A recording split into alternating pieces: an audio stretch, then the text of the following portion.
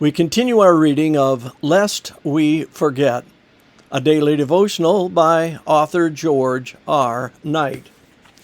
Today's reading, February 20, Ellen White's First Vision, Part 2. And in the last days it shall be, God declares, that I will pour my Spirit upon all flesh, and your sons and your daughters shall prophesy. Acts 2:17. Surprisingly, Ellen White's first vision did not deal with the sanctuary or its cleansing. Rather, its intent was to encourage the disappointed Millerite Adventists by offering them assurance and comfort. More specifically, it provided instruction along several lines. First, it indicated that the October 22 movement had not been a mistake. To the contrary, October 22 had witnessed a fulfillment of prophecy. As such, it was a bright light behind them to help the disappointed Adventists get their bearings and guide them in the future. It is of interest that Ellen Harmon had given up her belief in the October message during the month before her first vision. Thus, the vision reversed her own thinking. Second, the vision indicated that Jesus would continue to lead them, but they needed to keep their eyes fixed on Him.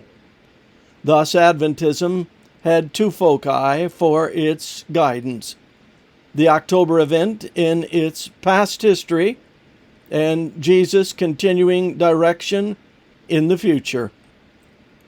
Third, the vision seemed to imply it would be longer than expected before Jesus would come again.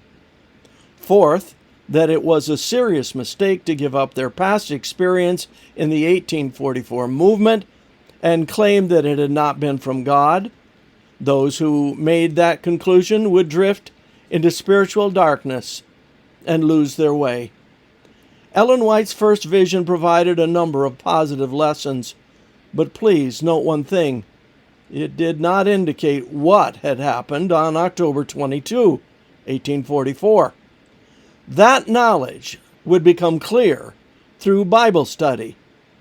Rather than providing specific explanations, Ellen's first vision merely highlighted the fact that God was indeed still leading a people in spite of their disappointment and confusion. It was the first sign of His prophetic care and guidance through Ellen Harmon. The theme of God's directing His people through the perils and pitfalls of history would become the central theme of her ministry. It would come to its maturity in the 5 important volumes tracing the history of God's leading from the entrance of sin in Patriarchs and Prophets up through the completion of God's plan in the Great Controversy. Thank God today for His continuing guidance. This concludes our reading today of Lest We Forget.